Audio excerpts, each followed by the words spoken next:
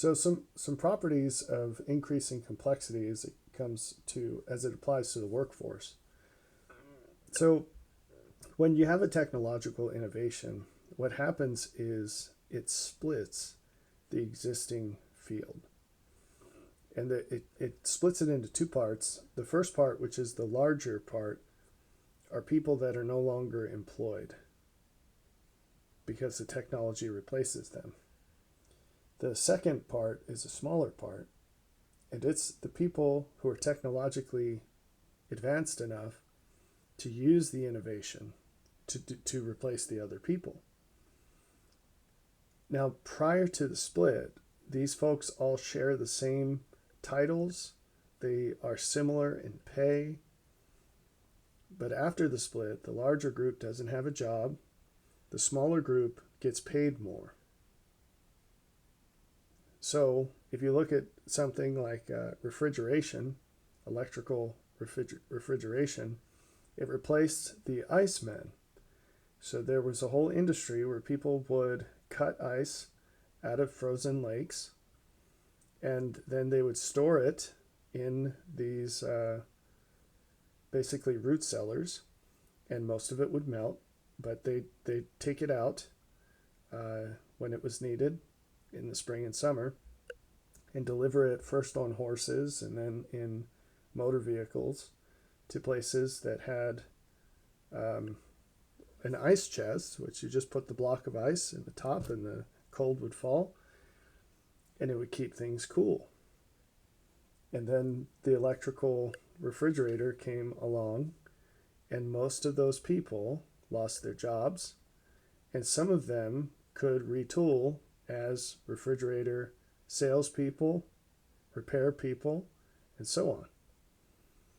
So that sort of thing happens all the time.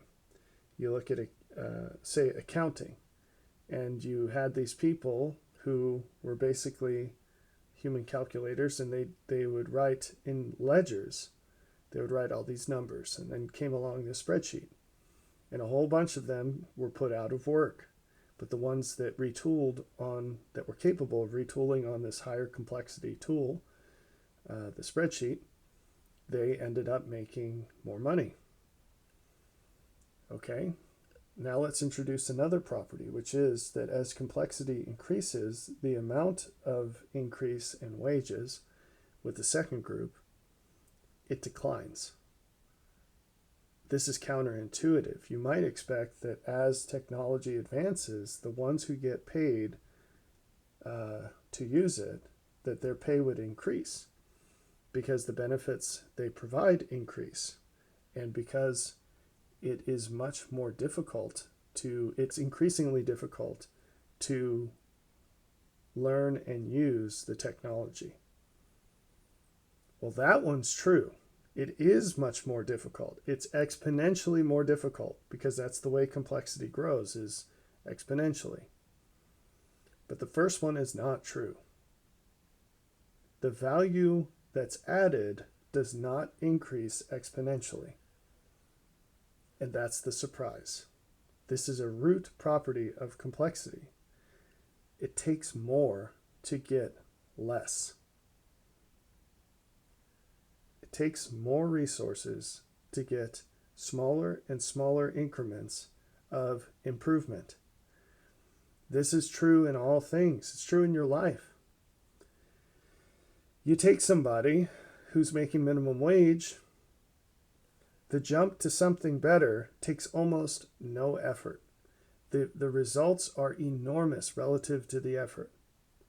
But as that person climbs the ladder, to get more success takes increasingly more effort.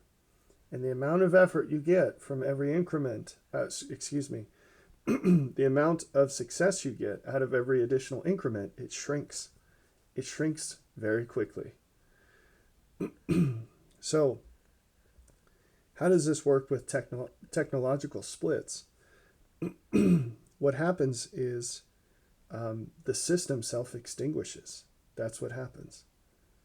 Why? Because you quickly get to the point, and it's a gradual thing, where you don't have people who are willing to retool for the benefit they would get out of it because it's so small relative to what it takes.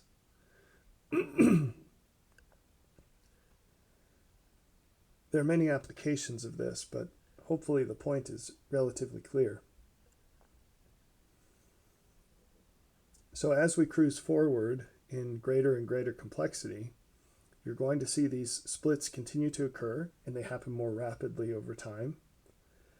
But you're going to see fewer and fewer people willing to retool. And that creates a host of problems. You're going to see universal basic income, except it won't be universal and it won't be basic. And that's because it's just the rules of economics. You can't give money to everyone without everyone being poorer. And that's why it won't be universal. And it won't be basic because you can't give money even to a fraction of the people without everybody being poor. So no matter how much it is, it won't be enough. So inflation will result, is the point. And it'll be the worst kind, which is uneven inflation. And it'll actually hurt the people it's designed to help, but it'll hurt everyone. And it's inevitable because of the way these splits go. So more and more people will find themselves less and less equipped to use the technology to make money, to make more money than they would. And even those who are equipped will find themselves not making enough to make it worthwhile. Now, here's an interesting thing to look at. I don't know if you're online, on social media, you'll see this. It's been a very strong trend, particularly since COVID. You see more and more of these tech bros, these guys who are making $200,000 or more a year, who do everything they can to cash out of the system, whether that's working remotely, switching over to consulting so they're working fewer hours and remotely, or if they have stock, they're selling their stock, or they're just quitting their job and living off the dividends of their stock. You see this huge movement of tech bros out into the countryside, and they're all starting farms. You'll see this left and right. Why? Because they found less value at their tech job, making hundreds of thousands of dollars a year, than they do working a homestead where they basically make nothing. They prefer that strongly. Now, they can only do that because they made gobs of money in tech. But it's still enough to illustrate my point, which is the few people capable enough to use the technology to make lots of money are seeing that that is not worth it. And that is a bellwether that tells us that we're further along in this process than most people realize.